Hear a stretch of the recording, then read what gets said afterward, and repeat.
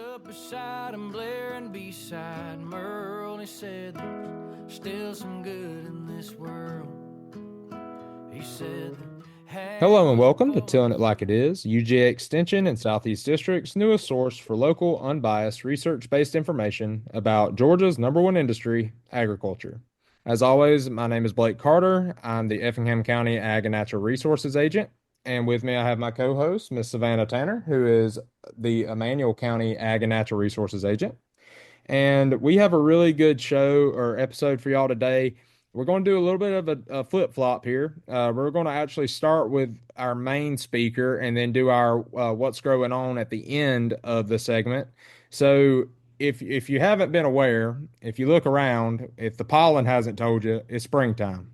All right. And with spring, a few things come to mind. You always heard that verbiage with spring, May flower or showers bring May flowers, all that good stuff. Well, there's also another part of spring that's my least favorite, but unfortunately is a part of it, and that's spring cleaning. So today's episode is actually going to focus a lot on spring cleaning. And before you turn this off, I want y'all to stop right now. All right. I ain't talking about cleaning up your house all the way, I promise. I said we're going to actually talk about something where as it relates to y'all and your operations. That being said, when we talk about spring cleaning in a field, we're talking about cleaning it up. And we thought, me and Savannah thought, no better person to have on the show than longtime seasoned guest, Mr. Clean himself. He kind of looks like him, Wade Parker. Wade, thank you so much for joining us. He is our Southeast area agronomy agent. And we're grateful to have you back on the show. How are you been?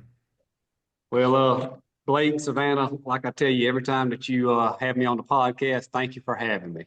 And you, every time I leave the podcast episode, you always give me a good feeling. So now I kind of feel like I need to go home and clean up my house because right now it's Friday and I've been living in it all week, and it's time to clean it up for the weekend. Well, that's a good way So, to so I, segment into it now. I've got my work cut out for me with that late this afternoon. No, But I understand. our fields, some of them look very, very good. Some of them look like we might need a broom and a mop before we plant these peanuts and cotton that's coming up in a few weeks. So Hmm. I think that kind of leads us into our conversation.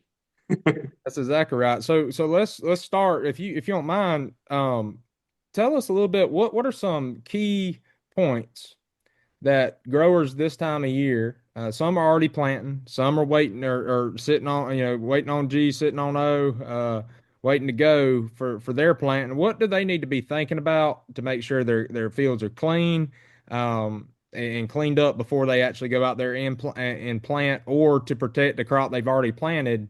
What are some things that you can think of that they need to focus on? Well, I mean, it was I was making reference to our fields looking like our house, or what our house should look like before we plant. Because once you plant, it can be very difficult to control weeds that have already emerged, especially if the weeds have size to them. So what we want to do, Blake, is we want to make sure before we plant our fields that we start off clean. It is so important that when you lay those planters down and we start planting our crop, that you don't see any green tissue. All right. And that green tissue is, of course, the weeds that I'm referring to.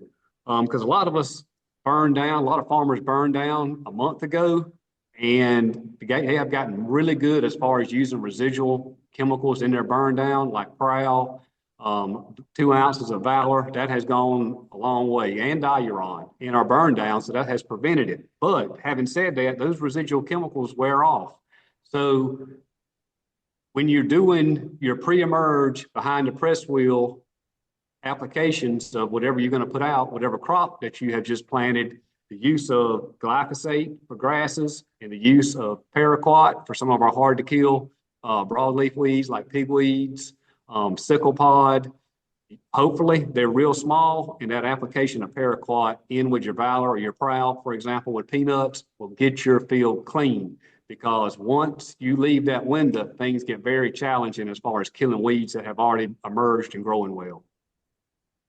Now, when you're talking about the controlling the weeds, is there a specific size we need to think about? If you get them too big, don't that become more of a challenge for growers? Well, yes. I mean, so let's use a pigweed, for example. In my opinion, once a pigweed gets 4, 5, and 6 inches, and it's time to plant, and you walk in your fields, you say, "Oh my goodness, where did all these pigweeds come from?"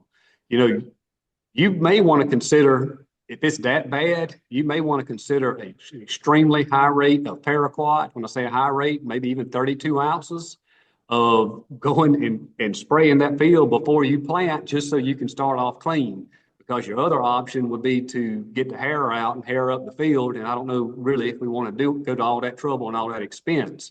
So if you have a dire situation, like I'm describing with a 4 to 6 inch pigweed, you may want to consider a real high rate of paraquat to go ahead and get everything burned down again. It would be worth it. So we're kind of talking about herbicide timing, starting clean. It just emphasizes, to me, that just needs to be emphasized even more, because we're going to be lacking some of our cleanup products these days, or this coming season. So Wade, can you elaborate a little bit on that? I can. In peanuts, we're pretty much going to have the same business as usual. Herbicides, I'm sure there's a change. I'm sure there's a change somewhere, but for the most part, we're going to have our same arsenal of chemicals to deal with. And as you two well know, that the chemicals that we have in peanuts post-emerge on peanuts, unless you just really go out and use the highest labeled rate of some chemicals, it is very tough to kill those big weeds once the peanuts come up. All right, now in cotton, of course, everybody knows that we have lost dicamba for crop year 2025. So that leaves us with Liberty, and which is an excellent post-emerge chemical. I like Liberty. It works well if you use it during the middle of the day and in hot weather. It does a good job. But having said that, larger pigweeds, again, on those ones I described, it can really struggle killing those large pigweeds in cotton. So when we go to Liberty route, which we will have to go if you plant dicamba resistant cotton, then so important to follow those label guidelines, 15 to 20 gallons per acre as far as water, medium to coarse droplet size, tips, and most important thing is just timeliness, getting that Liberty or glufosinate out in a timely manner. And this is kind of stepping back just a little bit, but can you talk about being timely, but can we also talk about the importance of timing maybe some rains or some irrigation events, and how that's going to benefit and help us with some of the weed control products that we use? Yes. If you want to, I hate to use the word guarantee in anything agronomically related, because as soon as I say the word guarantee and if something goes wrong, then they're going to say, "Oh, Wade, you guaranteed something. I want my money back." Just kind of like a product, which we can't do that. But when the use of residual chemistry in these crops is more important now than it has ever been, for two reasons. Number one, resistance management. I mean, the use of glufosinate, Liberty, when we use our residuals, we're splitting up those modes of action. And also, water is what activates residual chemistry. And if we get rain, that's great. But if we don't, and you have the capability of using irrigation, spend the $6, $7 an acre for your irrigation and water in those residuals. And it's like Dr. Prosco used to tell us years ago, if you want your residuals to work and you want them to work fast, drill a well, put up a pivot. Because getting them activated is so important, Savannah, and what you were just describing. Thank you. So one thing, and we kind of talk about it we're getting to the point where we kind of talk about it in every episode, but I think with the longevity and the sustainability of us as farmers and trying to continue to farm, I think safety is a huge thing that maybe we've kind of stepped out on some in previous years, or especially myself. So can you talk a little bit about just a quick blurb about pesticide safety and the importance of paying attention to these chemicals and what we should be doing when we're mixing and transporting? Well, every chemical has different guidelines as far as what needs to be done before you handle that particular pesticide. So number one, Savannah, I'm a firm believer in reading the label. I mean, the label was on the jug. Does it take time and effort to pull that label off and sit there and read when it's 103 degrees? But that to me will tell you exactly what you need to do. But just as far as a bird's eye view, just speaking in generalities, the use of gloves and goggles, some basic gloves. You got to have a pair of gloves that allow you to work the pesticide, but also protect you, because you don't want to wear a pair of gloves that you can't unscrew the top off the lid and you can't take the little aluminum foil off the cap. So you need a pair of gloves that'll protect your hands. I'm a firm believer in long sleeve shirts because we get a lot of splash up when we're dumping, if you're dumping straight into tanks. Now, a lot of farmers have mixing tanks, which helps, but there's just a high risk of stuff splashing on your forearms, splashing in your eyes. So gloves, goggles, and as far as whatever you're spraying, a lot of our old timey insecticides would actually damage your lungs. So again, reading the label, if you need some type of respirator device, I cannot sit here and tell you not to use one, because again, it's possible that you need one. But just again, just in generalities, I like long sleeve shirts, I like gloves and goggles, because it's easy to get any kind of these pesticides in your eyes. Then you have to go to the emergency room and you have to get them flushed out. And even though all of us are adults, sometimes we have to cry to make ourselves feel better, because I've had to do it myself. You know, another thing that I'm thinking of as far as protecting the general public, and it's only because we had a situation similar. Fortunately, it was not a household well that it happened to, but um, making sure that wherever your water source is coming from is going to have some sort of backflow prevention. Yes. Because if we're filling those up and something happens and it sucks it back into the well, we can have another issue at hand. So making sure that wherever we're finding our wells or pumping that water into our systems, we definitely want to make sure that we've got something there to prevent any backflow. And I was on a farm a couple years ago, and it was burn down season, kind of like it is now. And the pipe and the nozzle from the nurse tank, putting the water in there, they were dumping 2,4-D amine, which is fine. We use that. Then they dumping the glyphosate in. All right. The hose itself was stuck down in the tank. So they were dumping the 2,4-D in there, and the thing was pumping the water in. Now, think about the contamination that just got on that hose. Think about the contamination on the nozzle at the front. All right, so we're burning down, so we're not worried about any kind of crop damage. Life goes on. But fast forward 3 weeks from now, it's time to spray cotton. We're going to use that same hose. We're going to use that same nozzle that was stuck down in that 2,4-D, and we're going to use dicamba resistant cotton. So unless that farmer decontaminated that hose, decontaminated that nozzle, there is a decent chance that you could see 2,4-D damage in that cotton. So we got to protect ourselves, but we also want to protect that crop too. That's right. So just be careful with that. And you talk a little bit about protecting the crop. One thing that we start getting a lot of questions on, maybe not exactly right now, but in the near future, is going to be mixing herbicides when we're coming over the top with them. Can you talk a little bit about the importance of knowing what you're mixing, but then also not mixing grass herbicides in with our broadleaf herbicides? Broadleaf herbicides. Just always be familiar with what you're mixing. If you're not familiar, call somebody. Call us, call your retailer that you trust. Call somebody to help you figure out any question you may have. That's top of the list. But the label may tell you about mixing and it may not. A lot of times labels will say use the mixing jar and see if the herbicides are compatible. That's fine. I'm not disputing that as a method. I've done it myself. But let's face reality, a lot of people are not going to take time to use the mixing jar. They want to call and they're going to do. So, Savannah, me and you have talked through some stuff in the past couple years as far as mixing these chemicals.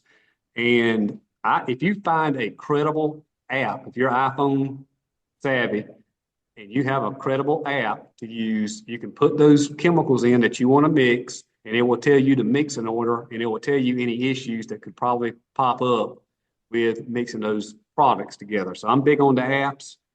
I'm just big on just personal knowledge and experience. But I will tell you, once you get over two products in a tank, I think the chances of problems, nozzles stopping up, increase a lot, especially with your prowl, gramoxone, and reflex.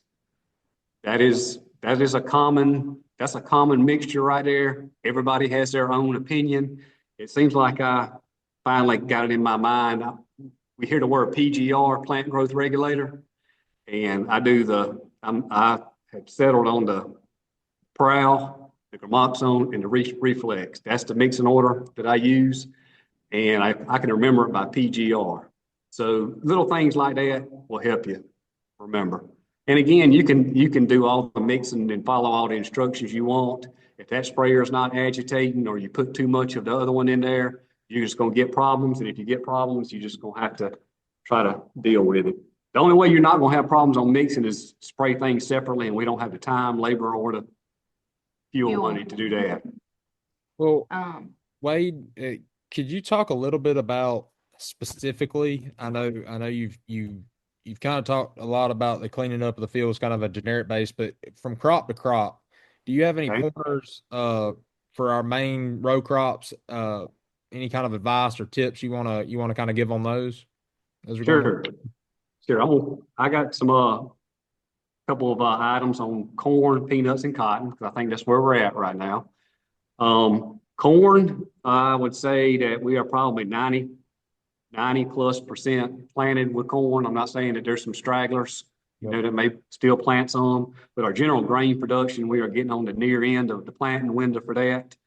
So far, the corn looks good, Blake. In spots that got the rain the last 2 days, I think I've heard some places up in Louisville got 4 inches, and we probably got a half an inch around my neck of the woods. But anyway, most of the corn is at the V5 growth stage, and a lot of farmers want to put at least one more application of a herbicide out.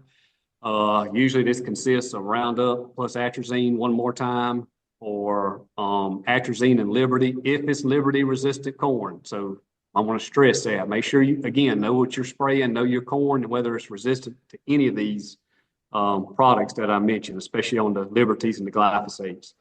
There is a chemical called Loudus that is gaining traction as far as use. But if you do have some late season pigweeds that have gotten big or bigger, then that would be an option. It's 3 ounces to the acre. There is one catch to that. I haven't really talked to a whole lot of people about the 12-month rotation restriction on peanuts, but per the label, it's like 11 or 12 months rotation restriction for peanuts the next year. That's kind of something that was I didn't know until about a couple weeks ago. So pay attention to that. But we're still right here on the edge and right here on the line to use it. Okay. Also about corn too is there's several other chemicals as far as herbicides, like Halex, GT, Callisto, Steadfast Q, Accent, and several others. If you choose to use any of these chemicals, make sure there's 2 things. Make sure you know your variety, because some varieties are real sensitive to these herbicides. Mm-hmm.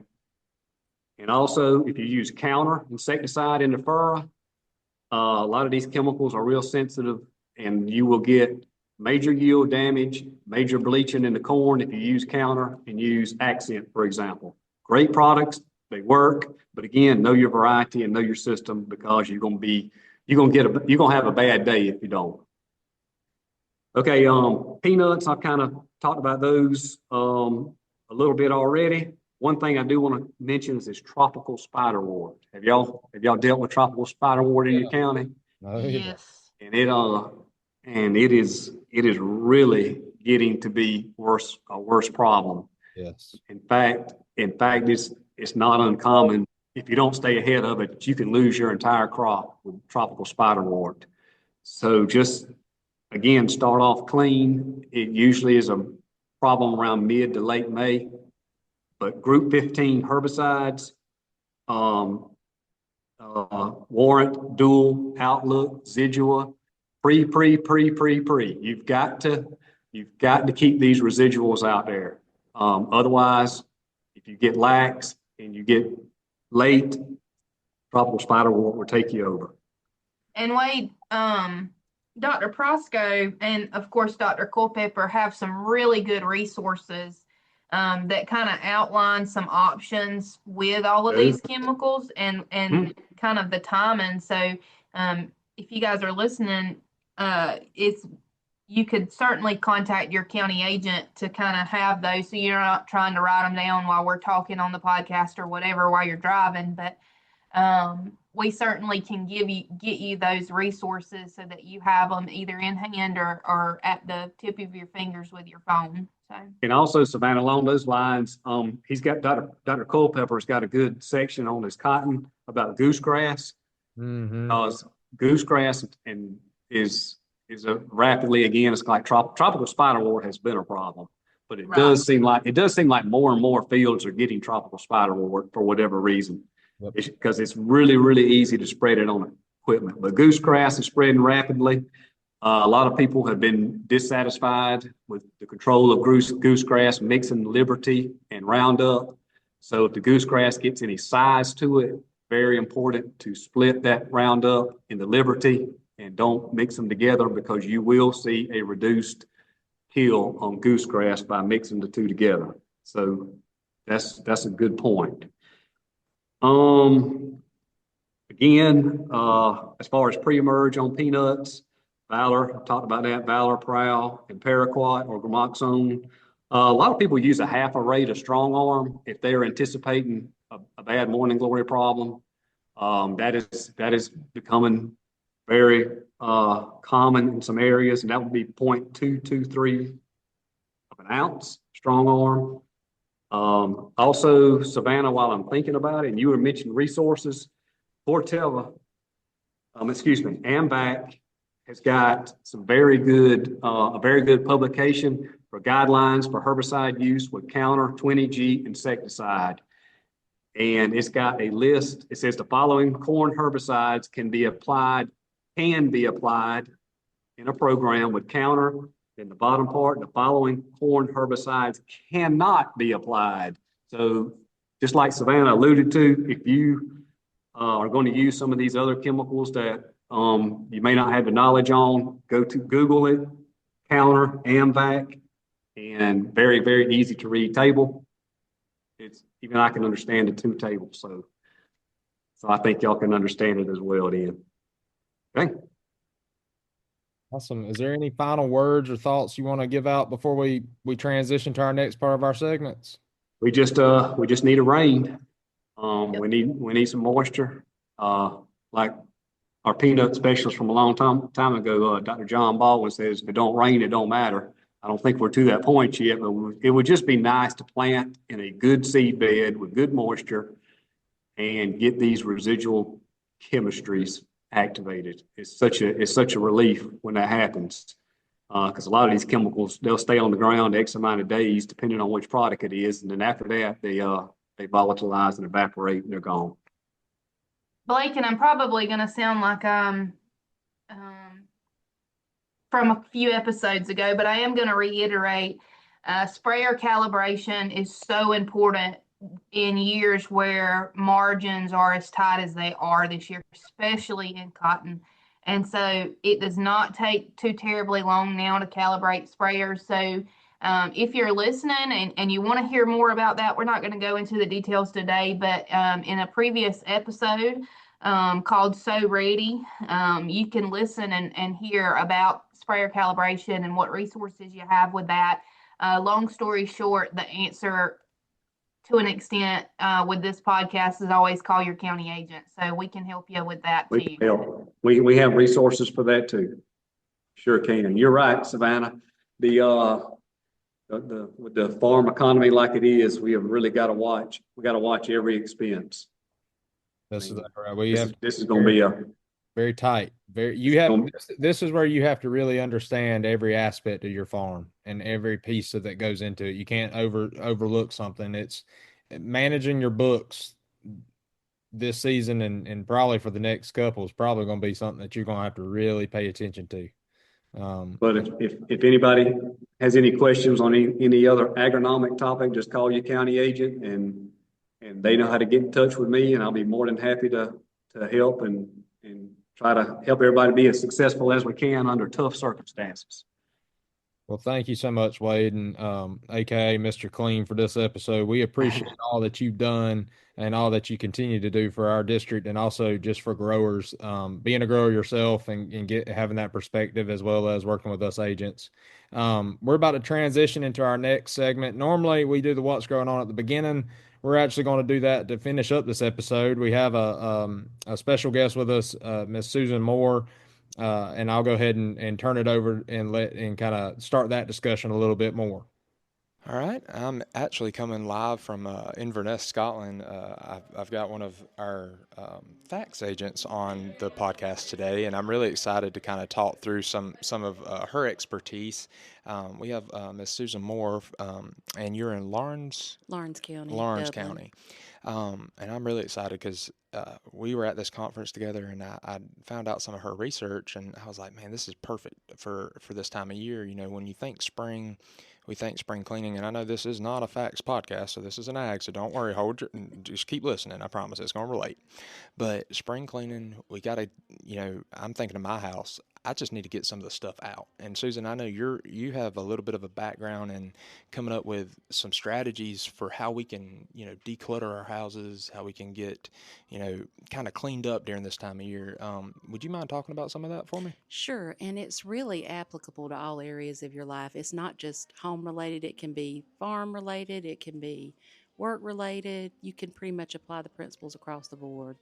But one thing we encourage people to do is to focus on finding out what their clutter personality is. And you can do that by going to the UGA website, find.uga.edu. There's a quiz. Okay. And it kind of lets you know what level of clutter you can tolerate. Some people like everything very minimal, and some people are more satisfied with a little bit of clutter here and there. So it varies. So it's not just people that are OCD and then non-OCD. No. So that's the stereotype. Is if you're OCD, you clean up a lot. But I mean, I guess there's levels to it. I guess, right? There are. And just because you have clutter doesn't mean you have a hoarding problem. Right. That's a good point. A good point. But there's lots of ways that you can deal with clutter, and then there's lots of ways that you can maintain your clutter balance after you get rid of the initial problem areas. So one thing we recommend a lot of people do when we move, we tend to get rid of a lot of things that we accumulated that we don't need anymore. So we tell people to do what we call a mock move. Pretend that they are moving and act like they're packing up boxes, and what of their things that they have do they think that they care enough about to pack up, put in a moving truck, and take with them. And if you don't care about something that much, go ahead and let go of it. That's a good rule of thumb. I guess I fall in the category of getting too sentimental with things that I probably shouldn't be sentimental about, but especially after a death or in the family, it's really difficult to let go.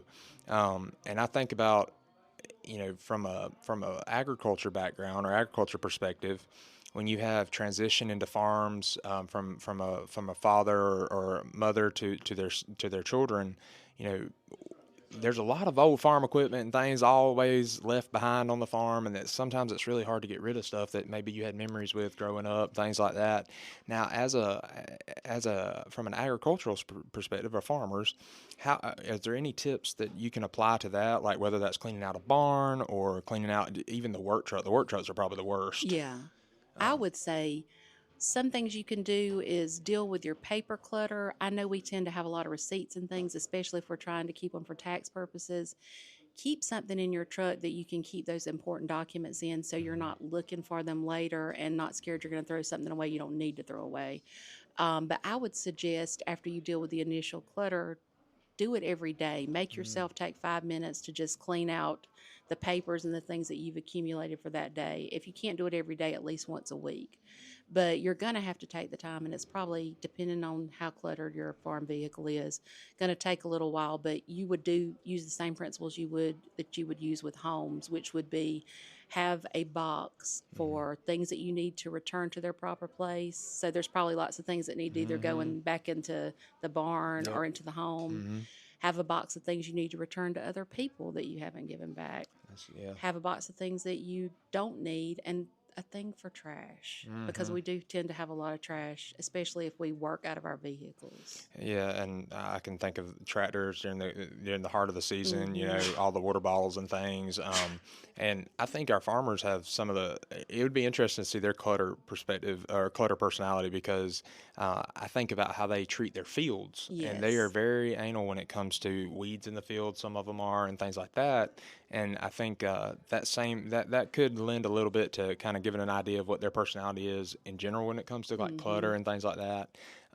But that's a good point. And now with, keeping records for pesticide use and spraying and keeping up to date with your journals, this is a good way to make sure you have all the documents in order that you need and not throw away something you might need later. I'm not saying USDA is coming to knock on your door, but it's always a good idea to make sure you're prepared and keep track and keep record.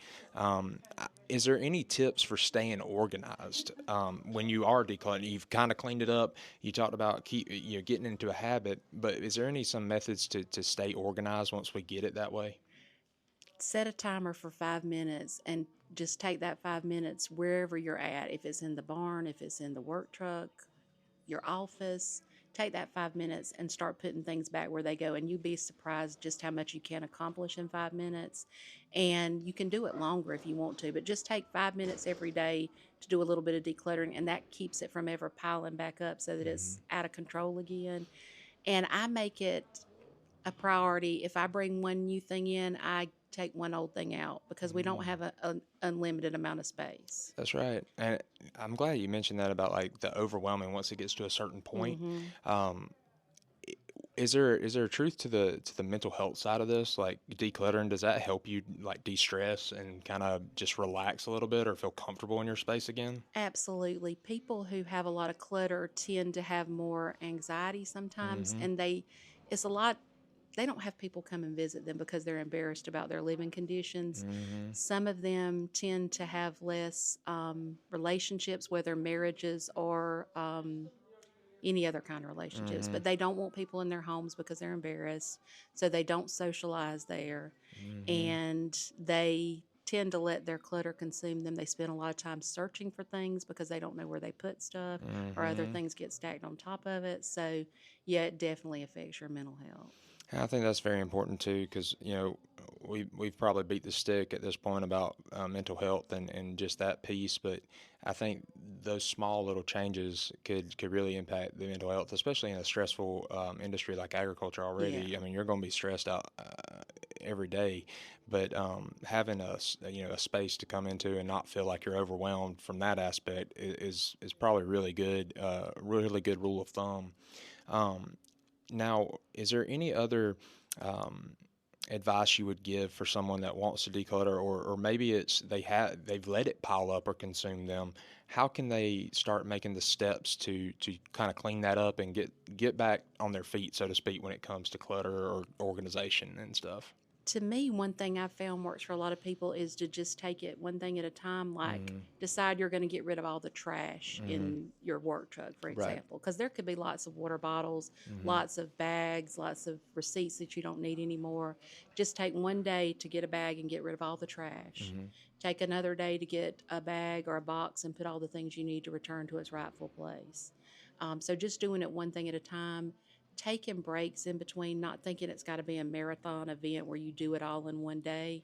People get frustrated and they quit and give up because they get overwhelmed when they do that. So those things help. Do you recommend, let's say not from a farm scenario, but from a well, it could be either farm or home.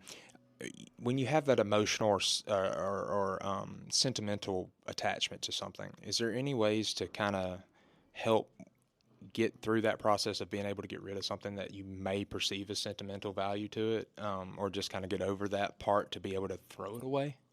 That's one of the things that people have the hardest time with. And we call our program that deals with that right sizing, dealing with sentimental clutter. We encourage people to separate the emotion from the item and to keep representatives. If you inherited, say, a collection of tools from your father, don't keep all the tools. Keep 5 of the tools that are your favorite or that have the most meaning to them or that will be the most helpful to you.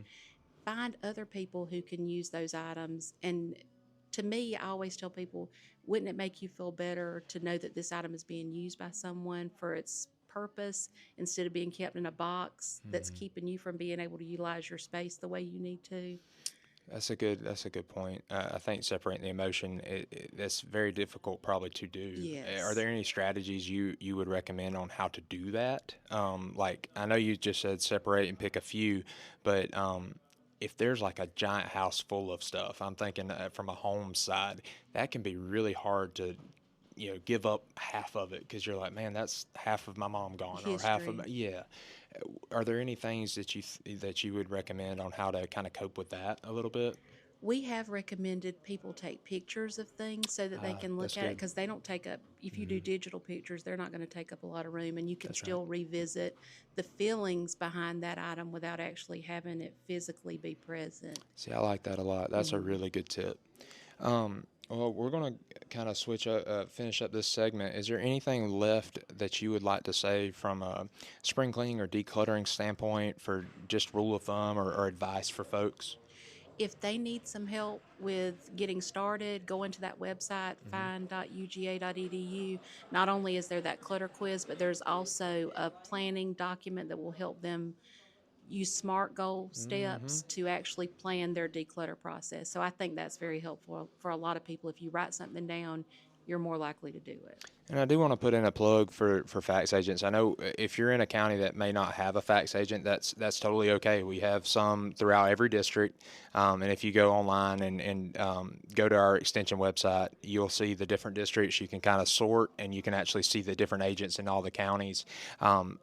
I promise you, they will not turn you away if you called them and you're not in a county with a fax. They will be happy to talk to you and get you some information. We'll be sure to make to try to link the website you talked about on our blog page. So please check that out. And we'll go ahead and switch gears and move into the next segment. So thank you so much, Susan, for being here. Thanks, Blake. I appreciate it. All right, guys. So thank you, Wade. Thank you, Susan, for all of your wonderful input and starting clean. That is something. I'm not a housewife. Let's put it that way. I keep everything organized, but it's not my most favorite thing on the planet to do.